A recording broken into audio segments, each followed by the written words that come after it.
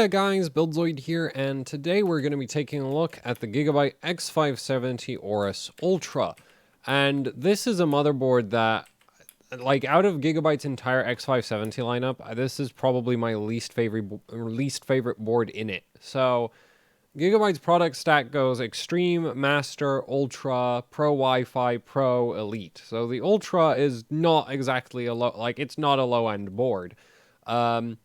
And the thing is that if you look at like the Z390 Ultra, I think the Z390 Ultra was a really great board because it kind of took the best features from the Z390 Master and combined them with the cheaper VRM of the lower end the lower down Z390 boards from Gigabyte, right? So you got a board that was not as expensive as the Master, but kind of had all of the super useful things. Like I think it had the postcode, it had the BIOS switches, that kind of thing. It had all the extreme overclocking voltage controls. And then it just had the V-Core VRM of the lower down board, like of the boards one step down. And overall, it was like this good. Oh, like I thought it was a pretty well balanced board in terms of feature set. This one, on the other hand, is based almost like this one has the VRM of the Pro Wi-Fi. And basically the feature set of the Pro Wi-Fi as well for X570. Like there's really not much difference here compared to the Pro Wi-Fi. So, and because of that, I really don't like that. Like I really am not a fan of this board because like the main differences between this and the Pro Wi-Fi is that there's this M.2 slot right here. And that this has a different VRM heatsink. Oh, and I think it also gets this metal can around the 8-pin, which this thing right there, which I think is really silly. I don't know why board vendors have started doing this. It's just like, I guess it kind of like somebody was looking for something else to put a metal plate on, right? Because we have, like, I can understand it on the PCIe slots. Before these metal PCIe slots became a thing, the number of well, even then, it's like I've seen people rip out PCIe slots pretty regularly. Normally what happens is they forget to undo the latch, or they don't undo the latch properly. They pull on the card and they just pull the entire PCIe slot out of the board. So like the plastic, the plastic structure of the PCIe slot. The pins stay in the board, but they manage to pull out the entire plastic structure. So, the metal can on that, yeah, I can totally understand the metal can around the PCIe slot. That means now if you want to rip it out, you're gonna like warp the board or something. Memory, I can't say I understand that. I've never seen a DIMM slot come out of a motherboard, but I've heard apparently it's possible. Apparently you can pull a DIMM slot by a DIMM slot off a board with a memory stick. Like if you don't undo the latches again, which like with the PCIe I can kind of understand that because with some cards it's really hard to get at the latch, but with memory, like I have no idea how you do that. These are not exactly difficult to undo. But what? Somebody pulled their 8-pin off of their motherboard? Is that why we need this? Because that's new to me. Anyway, but you get this silly metal can, which you wouldn't get on the Pro, and that's kind of it, really. That's like the major differences that at least I could see from when I was looking at these boards. There might be some other minor feature differences, but still the main thing is like from an overclocking perspective, the boards are identical in my opinion, and that's not really a good thing because there's no postcode. You just have a bunch of LEDs, which this right here, like, so again, this Gigabyte's product stack is Extreme, Master, Ultra.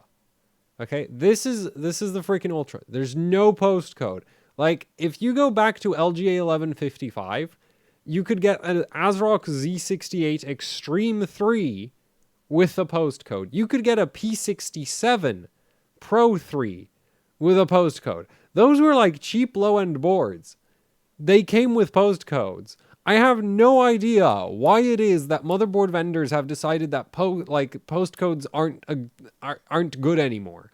Like, I don't get it. Why does everybody seem to hate postcodes now? It's not like they even are short of space, right? Like, there's plenty of space. Why is there no freaking postcode? Why are we stuck with 4 LEDs on a board this this expensive. Like, if this was on a lower end board, I wouldn't complain too much. But no, this is the third board from the top. Postcode, damn it. So this right here, just like, awful. Like, seriously, that is really awful. Also, you might be looking at this and going like, yay, socketed BIOS chip. Well, I hate to ruin your excitement because that's just there because this is an engineering sample board. The final board is not going to have that. Though it is still a dual BIOS board, and the board does have Q-Flash, though it does not have power button, reset button, clear CMOS, or any BIOS switches because, you know, those would be useful features. Well, Q-Flash is of course useful if you need to update your BIOS. Like if you bought this board and you were upgrading to a 4000 series CPU and you didn't already have a 3000, well, not even upgrading. Like if you bought this board to use it with a 4000 series CPU, then, you know, when those come out, like next year, you would be able to update the BIOS of your motherboard to support the new CPU without having a previous gen, like a third gen or a second gen CPU to do the BIOS update with. So, like, it's kind of useful, but like, I've never had a need for any of the like advanced flash features on any motherboard. Actually, no, I think on the Rampage 4 Extreme I used it to downgrade the BIOS once because Asus made like this huge made a big transition in their BIOS file format. So the only way to use some of the really old BIOSes if you're on a new one is to go back to use the BIOS flashback function to force the board onto an older version, because otherwise, like, you can't do it from software. Anyway, yeah, so I guess that's kind of handy, but I really don't get why they couldn't have just like taken these USB ports right here, right, gotten rid of those, put them on top of this stack over there, so done this, right, and then given us a clear CMOS button right here. Or, you know, shuffled around the I/O a bit. They could have done one of those horizontal, like, could have also done like a vertical HDMI port and then put a clear CMOS button next to that. I think that would have been like, that would, in my opinion, be a very welcome upgrade to a board like this. Just a rear mounted clear CMOS, right? Which wouldn't even be that hard. Like, literally all you have to do, like, wherever this goes, you just have to run an extra 2 wires up to the freaking rear I/O. Somewhere in some layer on the board. Like, it's not difficult, right? So, yeah, I'm really not, like, clear CMOS should also just, like, on the rear I/O be a thing. Which, incidentally, the P67 Pro 3 also has that. Just in case you were wondering, yes, that had that. It had a clear CMOS in the rear I/O. What else did I want? Well, I already went on a rant about the postcode, so yeah, no postcode, no clear CMOS, and it's just really kind of dumb. Because, like, basic, you know, overclocking, sort of what I consider quality of life features are just not present on a board that's literally third from the top of the lineup. Like, like, postcodes can't even be that expensive. But you know what they did include on this board? Because, of course, they did an extra 4-pin for your 600-watt Threadripper. Oh, wait, those don't fit in this socket. Right. So, yeah, this right here, we don't need this. You know, like, nobody's even, like, you might argue, oh, but you might need the 4-pin if you're running liquid nitrogen. Nobody's going to run liquid nitrogen on a motherboard with no postcode. Like, that just isn't a fun experience. Trust me, it really isn't. Especially when there's a bunch of other X570 boards that do have postcodes and buttons and clear CMOS buttons and other buttons as well and all that good stuff. And then there's this thing, and it's just like, yeah, you've got an extra 4-pin, which is only ever useful if you're never gonna need the extra 4-pin. A 3950X does not pull more than 300 watts, and an 8-pin like this can deliver at least 384 watts, at least. So no, this is not necessary. Give me my damn postcode. Or a clear CMOS button. I'd assume a clear CMOS button probably costs about as much to implement as that 8-pin right there. Maybe a little, well, no, because a clear CMOS button is like a bit of plastic and metal. And that right there is a bit of plastic and metal. The clear CMOS button probably contains less metal than that power connector. The clear CMOS button would probably cost less than this. I would prefer the clear CMOS to having this on the rear I/O. Because the thing is, if you have a rear I/O mounted clear CMOS button, you don't have to open the bloody case every time you screw up your overclocking settings.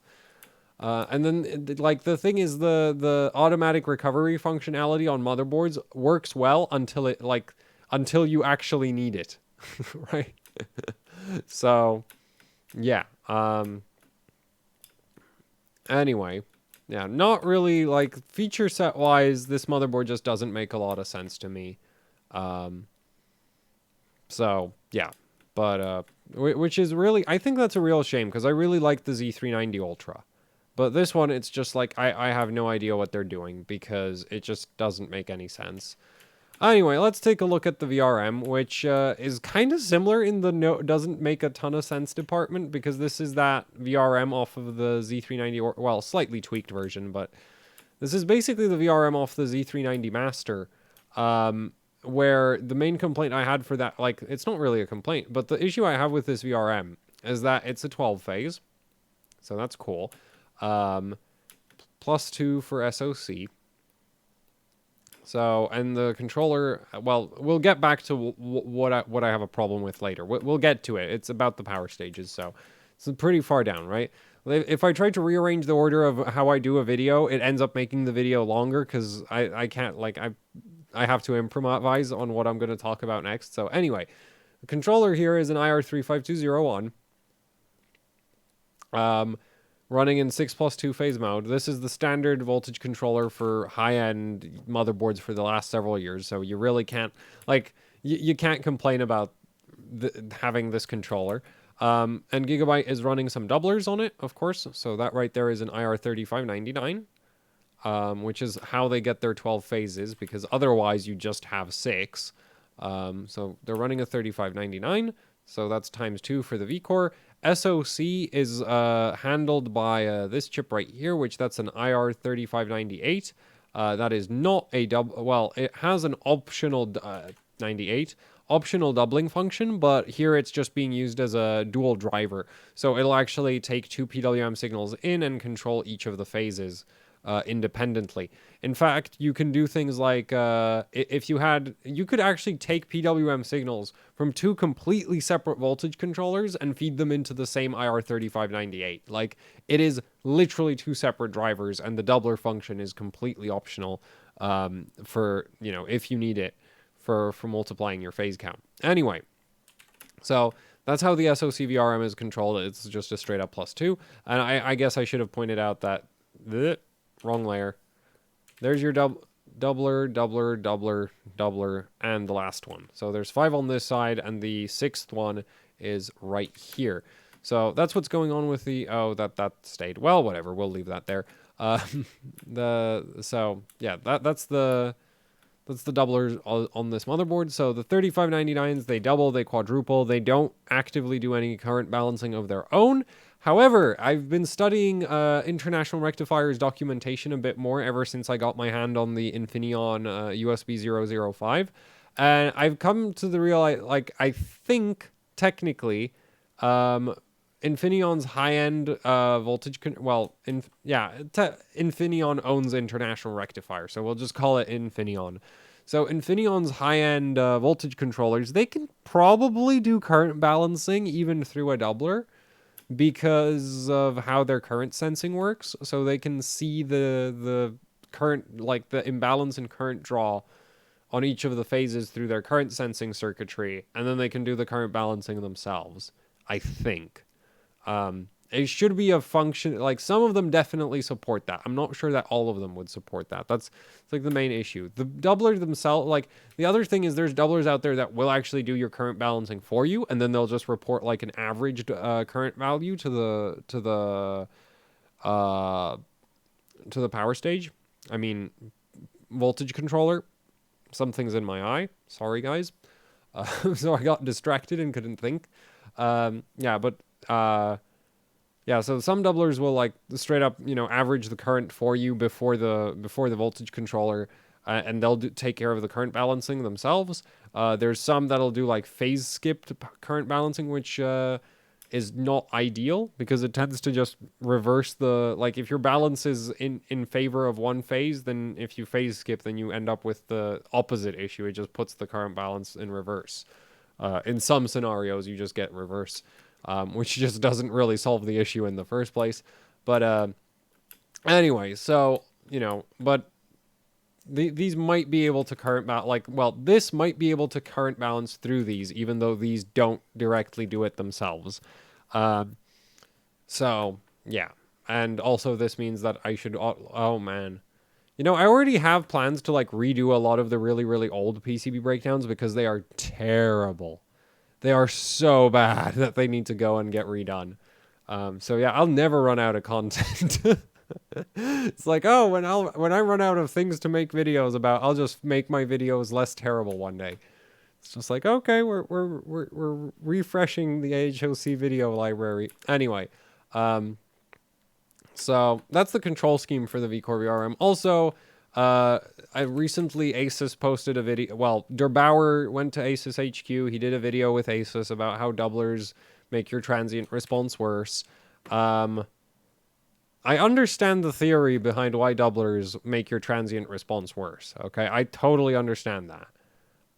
The thing is in their own video they demonstrated an improvement of 10 millivolts, which is on I think 180 millivolts peak to peak or something. So they went from 160 to it was 20 millivolts or something like that. It wasn't a very significant amount considering that they went from 180 to 160 or something. And that was on a synthetic load, not on a real CPU. And the reason why I'm saying not on a real CPU is because I've actually recently started doing some of my own testing and looking into transient response. And I don't really have any test results yet because I need to figure out how to, no, I've already kind of figured out what I'm doing. I just need to test it across a bunch of motherboards and then start actually drawing some conclusions. But so far what I've basically seen is that doublers and you're at some point, there are certain CPU loads which are just so inconsistent in terms of power consumption that the VRM doesn't have a chance. It doesn't matter how you try to control your PWM, how the controller is handling the phases, how it's connected to the phases, doesn't matter. The CPU puts out so much damn switching noise that you can't see anything. So yeah, because so far I've tested both a motherboard with doublers and a motherboard without doublers, and the results look exactly the same. They're right on top of each other in terms of how awful the waveform looks for some of those tests. And then there's some tests where it's you very clearly have an advantage for the board with no doublers, but then it's but worst case scenario, it doesn't make a difference, right? So in lighter loads, it works really, really well, or it makes a slight difference, not really, really well. It was slightly better. So under light loads, you get a slight improvement, and then under extreme transient loading, it doesn't do anything at all. And it's well, that's the only place where you would argue, where I would actually care about it, because that's where you get the worst voltage deviations, and it's just well, it doesn't actually save you there. Anyway, so yeah, I'm not sure that I'm not gonna I'm still not gonna go and say doubler's bad, because I've not seen any proof that a CPU would actually overclock worse because of the use of doublers, or that the voltage overshoot would be significantly worse than without doublers. I've also not seen that. 10 millivolts is not significantly worse. So anyway, yeah, I'm not gonna, so the Gigabyte using doublers here, it's fine. Honestly, it's completely fine. It's also worth noting that Gigabyte on their X570 motherboard lineup are using some of the lowest inductance inductors I've seen on a motherboard, which is kind of interesting because on GPUs, really low inductance inductors are kind of standard, which I assume is because GPUs tend to load cycle a lot more than CPUs. But generally motherboards, you're looking at 200 to 400 nanohenries, or if you go to really, if you go back in, back to even older motherboard designs, you'll actually be looking at some motherboards with 600 nanohenry inductors and that kind of thing, because on really old motherboards you had really old MOSFETs, and the main thing about old MOSFETs is that, yeah, they didn't necessarily have as low an RDS on, but the bigger issue was they were slow. So you didn't really want to be switching them on and off several, like say at 500 kilohertz, they would produce way too much heat to be viable. But with modern power stages, which admittedly the 3553 has been around for ages, but it's still a modern power stage and there's 12 phases of them. But with modern power stages at high switching frequencies and especially with a really high phase count, you can just drop your per phase inductance way down and that brings your current slew rate way up. Also with 12 phases, you'll have full phase overlap for any voltage higher than like 1 volt. Which basically means it's impossible for a transient to start in between PWM pulses, assuming you have the VRM running in forced, all phases forced run to run. If you don't have it running, like if you have power savings enabled, basically, then the doublers actually make a bigger difference than if you have power savings disabled. But anyway, so the thing is, like, the lower inductance does actually also help you with transient response. So yeah, there's lots of ways to try get better transient response out of a VRM than just like eliminating doublers or, well, there's a bunch of things you can do to try get better transient response. And so far I've not, like, I think I need to get some really terrible motherboards to test because for Z390, so that I can have some examples where it's like, okay, this is what it looks like when your motherboard is actually bad.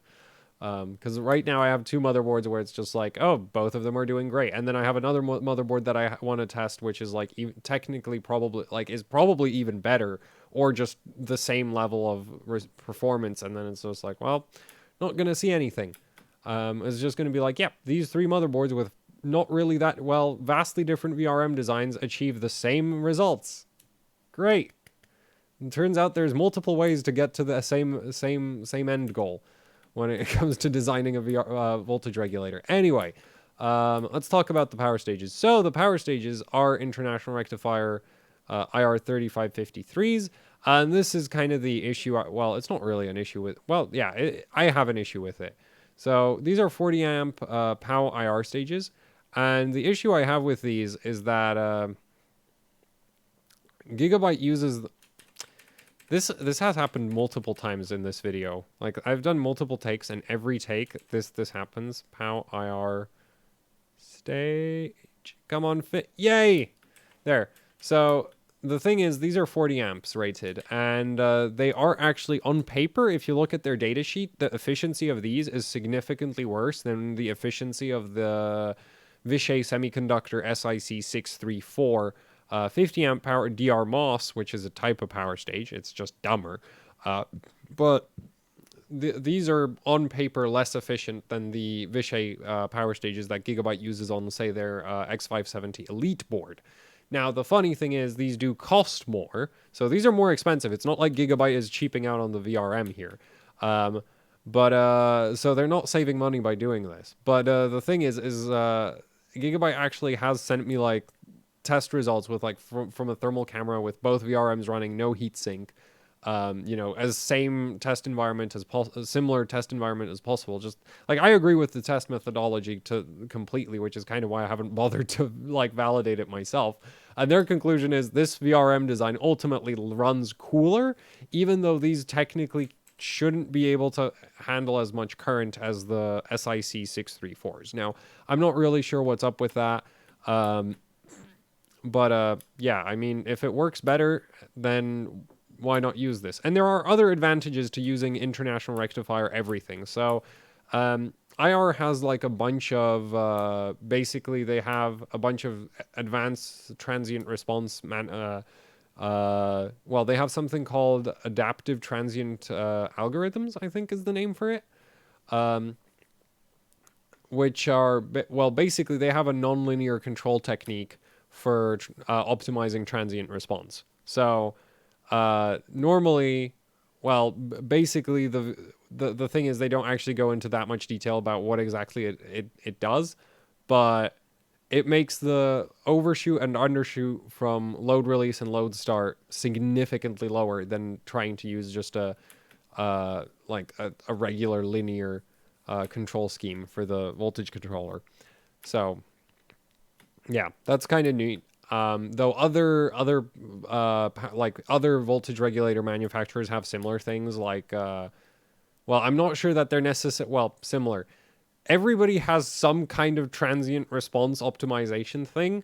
None of them are particularly well like publicly documented because obviously it's just like, well, IR doesn't want like, you know, Intersil copying their transient response management stuff. So yeah, basically it's just like, yeah, this has some transient response functionality, and obviously all of that stuff only works properly if you use a bunch of international rectifier power stages instead of like DR MOS components, because these are like, there's a few extra features that you get or the features are better supported when you use a power stage from the same manufacturer as your controller manufacturer. So that's why you also, like, whenever you see the DR MOS components, they're always used with like intercell voltage controllers.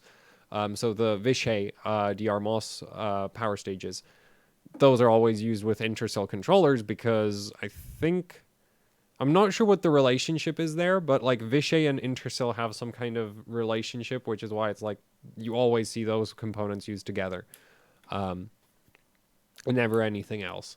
So yeah, Gigabyte's kind of going for these because in testing they work fine, and they also have a bunch of features that, like, well, I assume that Gigabyte's just come to the conclusion that these work better for them than just using the Vishay parts along with the Intersil controller.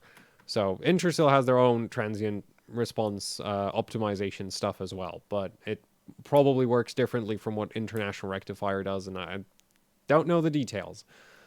So yeah, anyway, the thing is that these on paper look really inefficient, but let's go through the efficiency figures, right? Which, like, I'm not sure if they're inaccurate or if it's just that these are somehow magically better at getting rid of heat. Like, that is also possible that these are really good at like dissipating their own heat. And if that's the case, then I mean, they still run cooler. And it's not like you're ever gonna hit 480 amps on a well, maybe on liquid nitrogen you could. But again, nobody's gonna really run this motherboard on liquid nitrogen. Actually, no. 480 amps on liquid nitrogen? No. Because you'd be close to like 1,000. Well, no, because it's not X299. Like, I don't believe that it's gonna hit close to 1,000 watts. Like, that's just not gonna happen. So anyway, 1.2 volts, 400 kilohertz switching frequency, and 5 volts drive, which is the 5 volts drive is actually kind of the thing that really ruins these, because if you took the whole data sheet for these is spec'd at 7 volts drive. The thing is that these are actually, like, the reliability and lifespan of these is longest on 5 volts, and also for board vendors you can just grab 5 volts from here, whereas 7 volts you'd actually have to make a regulator to convert 12 volts into 7 volts, and nobody wants to bother with that. That's the simple answer for that. So yeah, these are run off of straight 5 volts, and that's kind of the other thing that just makes the efficiency look even worse. But anyway, 100 amps output, you're going to be looking at about 14 watts of heat, which is not great. 150 amps output, like, not great might be a bit of an understatement. That's actually straight up not bad. Because a lot of other boards are doing like 100 amps at like, well, top end boards are doing 100 amps at like 9 to 12 watts. This is at 14, which it's a 2-watt difference, so it's not that big a deal. But if you look at the efficiency, it's like a full percentage point or two or something like that. So it's like 90% versus 92% or something, something along those lines. But still, yeah, not super efficient. But in terms of actual, like, the VRM will still not overheat because, I mean, it is a 12-phase. You have plenty of surface area. And this board, especially with, if you run the board with the heatsink that it comes with, this comes with, like, the better VRM heatsink over the Pro Wi-Fi. So the VRM actually should run really, really cool. That should not be a problem. Also, Gigabyte has, like, heat sinking from the back of the board as well. They have like a backplate that acts as a heatsink as well, and that also significantly helps with VRM thermals. So I would not be considered about VRM thermals on really any modern Gigabyte board. They've kind of, like, compared to some of the boards they've put out in the past, they've really done like a 180 in my opinion in terms of the design, which is Like the funny thing is like if you go far back enough in Gigabyte's history, they pretty consistently put out boards in similar to what they've come back to, right? It's not like they've progressed. It's just like somewhere along the line they got worse and now they're back to being better.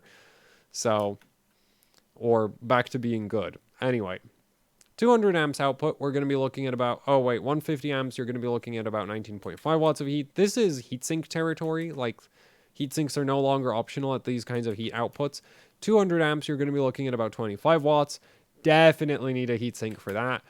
In terms of what kind of CPU you need, so for the 8 cores, you're going to be looking at around 100 to 120, 130 amps, depending on which specific 8 core you're looking at. And I don't even mean just the 7 nanometer ones. The 7 nanometer ones actually would be closer to 100 amps. It's the 12 nanometer 8 cores that really chug current. Those pull by far the most current of any of the 8 core CPUs released on AM4.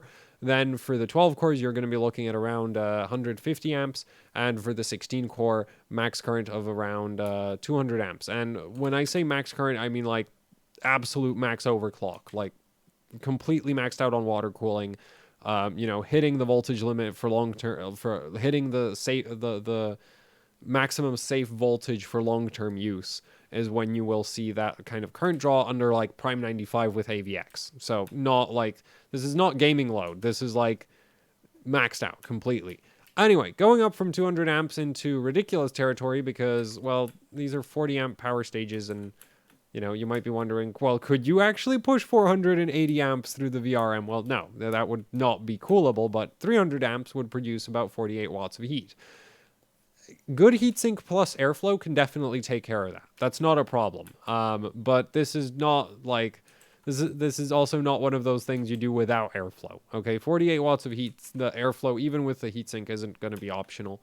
Unless the heatsink is huge, because you can make like passive heatsinks up to like 100-watt CPU. Like you can get passive heatsinks for CPUs that'll do like 100 watts. So yeah, like, the main issue with VRMs is that you're not going to have a heatsink that occupies like this entire area of the board, and then is just like a massive stack of fins. Because, well, I mean, you could have that, but aesthetically that would look terrible. And we all know that what sells the most motherboards is if the motherboard looks good, not if the motherboard is good. Right? looks before quality. And for 400 amps output, you're going to be looking at about 78 watts of heat, which would technically still, like, as I said, like, if you had a big enough heatsink, air-cooled heatsink, you would probably be able to take care of that.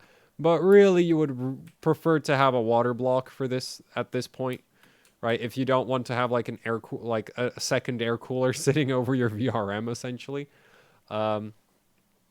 So, yeah, but still, it's like these are purely like theoretical current draw outputs. Current outputs because the Ryzen CPUs won't pull that.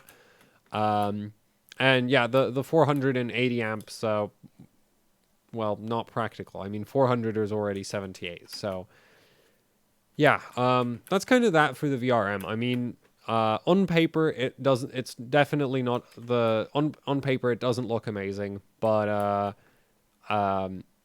this is a VRM design that has worked for Gigabyte on say with like the Z390 Master. It's worked really well for them. And it's solid. And this is just like, it's the same VRM, except now it's on lower inductance inductors. So I don't really, which actually this makes the efficiency worse. I think if you compare my numbers here against the numbers I did for the Z390 Master, you'll find that they're actually worse, because I think for the Master I accounted for the inductor, Gigabyte using like 300 nanohenry inductors, but these are 150. Which basically what that means is when you turn your MOSFET on, is the current ramps up faster. So like basically your ripple current through the phase is higher. So that means you get a little bit more power loss as a result. Anyway, yeah, that's the VCore VRM. I'm not like I don't think it's the most powerful. Actually, it's definitely not the most powerful. It's also at the same time it's not bad. But overall, like The thing is, this whole motherboard just doesn't make a lot of sense, right? After, like, yeah, and, well, okay, well, this is fine. And then, like, we're, no buttons, freaking, just, and then we have a VRM where it's just like, okay, well, the VRM's also not incredible, right? It's not bad. It's just not incredible. There's really nothing about this motherboard where it's like, this makes this motherboard worth getting, which is why I don't like it. It's just like, you get a pro Wi-Fi with an extra M.2 slot. Woohoo. Right? I guess maybe the upgraded cooling system might be worth it, but eh. I don't know. It just seemed like I kind of feel like they should have just maybe skipped this board. Like, this board shouldn't even exist, and they should have put more features on the Pro Wi-Fi, or they should have, because the Pro Wi-Fi is actually the same PCB. So the heatsink, the like upgraded VRM heatsink that this comes with, they could have put that on the Pro Wi-Fi just fine, just as easily. That wouldn't have been an issue.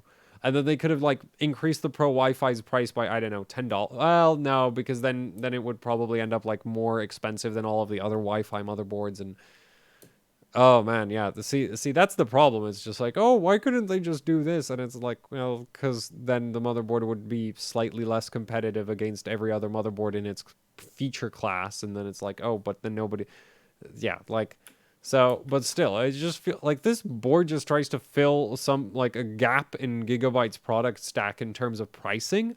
And I'm not sure it's doing that very well because it doesn't really do anything exceptional. So yeah, I guess this is that board where it's like, you like Gigabyte motherboards and you want a Gigabyte motherboard and you want a Gigabyte motherboard that costs what this one costs. Like, that's the only way I can think of getting this one. Because if you don't actually care about the features on this, get the Pro Wi-Fi, because it's basically the same board. And if you want more overclocking features, you have to get the Master, because this board doesn't have any.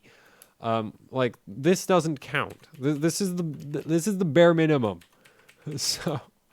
So yeah, I'm really, like, that's kind of the issue I have with this whole board overall. Anyway, SoC VRM, we're looking at a bunch of we're looking at two phases, so they're split like that.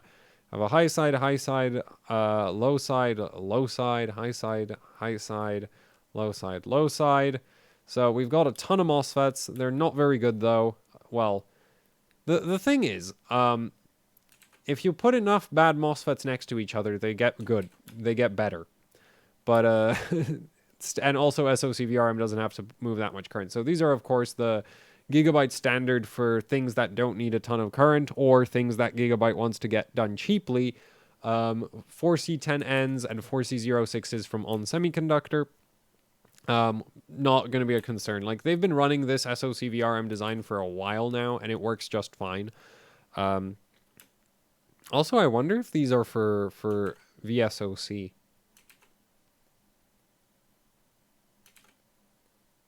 These aluminum polymers right here. All the capacitors, by the way, these are all APAC. So that's a Taiwanese manufacturer, 5,000 hours, 105 degrees Celsius. Yeah, so 5,000 hours at that temperature. And that's also at the actual spec voltage. So, fun fact, if you're running a lower, like the caps are spec'd at 6.3 volts. If you run them on less voltage than that, they actually, I'm not sure how much it extends the lifespan, but it does make the lifespan longer.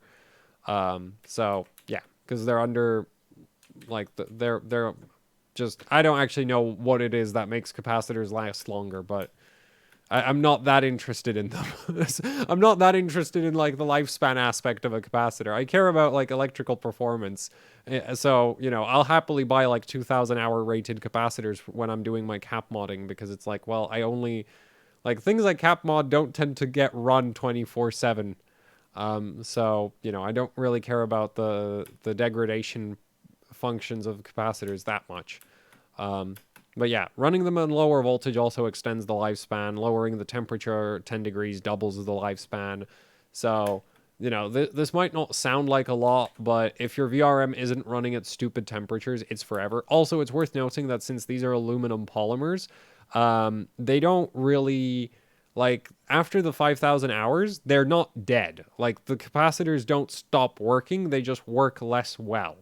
which is like basically I think it's like 20% decrease in capacitance, 20% increase in ESR is what's considered like the fail state for aluminum polymer after 5,000 after it's reached its lifespan. So, which like that's not actually that big a deal. So yeah. They basically get less good at being capacitors, which, but it's not like they're going to suddenly kill your system or something like that. That's what aluminum electrolytics would do, because those would actually have those would actually have a liquid inside them, and that would potentially, like, they'd swell up and explode. Aluminum polymers don't do that because there's nothing in them to blow up with.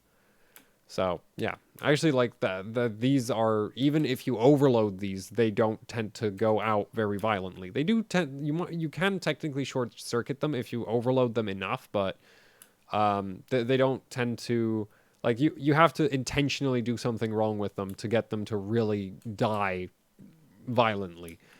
So yeah. Anyway, so these are fine. What else did I want to address? We talked about the SoC VRM. That's fine.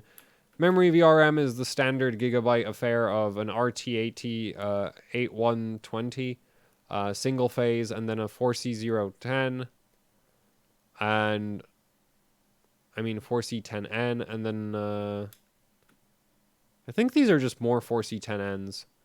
So they're all the same. So you get a high side, a low side, a low side. All of them are 4C10Ns, and quite frankly, doesn't matter. Like the single phase memory VRM, that doesn't matter. Also, these are missing because this is an engineering sample board, so these are going to be present on a retail board. The memory topology on this motherboard is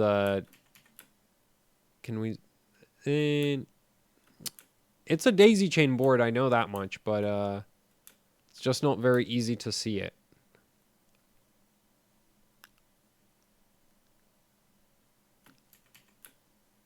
Can we? Trying to look for one. It's interesting that we can see this, like these running along. Normally you don't see these. Normally, like, these DIMM slots are wired on like the layers on the other side of the board, or at least on deeper layers, not on the top ones. But still, this is a daisy chain board, so that's what's going on with that. And the thing about daisy chain, so I should have mentioned this, but even on like X470 and B450, a daisy chain can already do, like, it can already do 4x8, 3200.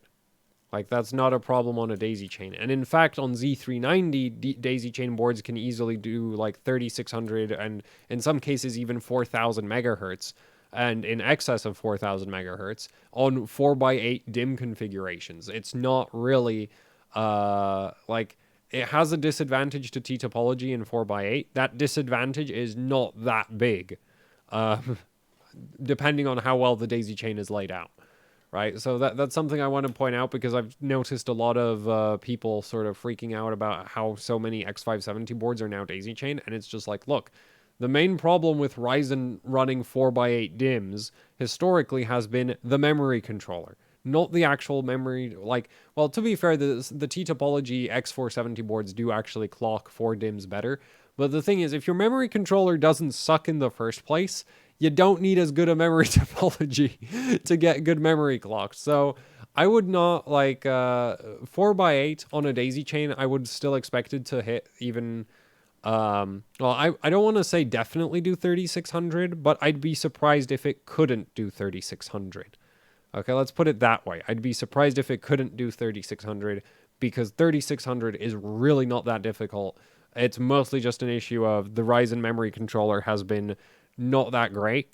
Yeah, it's gotten much better now, so, you're not going to have issues with higher speeds on a daisy chain board. Other than that, you might find that this board is a little bit better on 2x16, as well as 2x32, versus and like 2x8 and the usual, right? And daisy chain favors these two DIMM slots because of the way daisy chain works.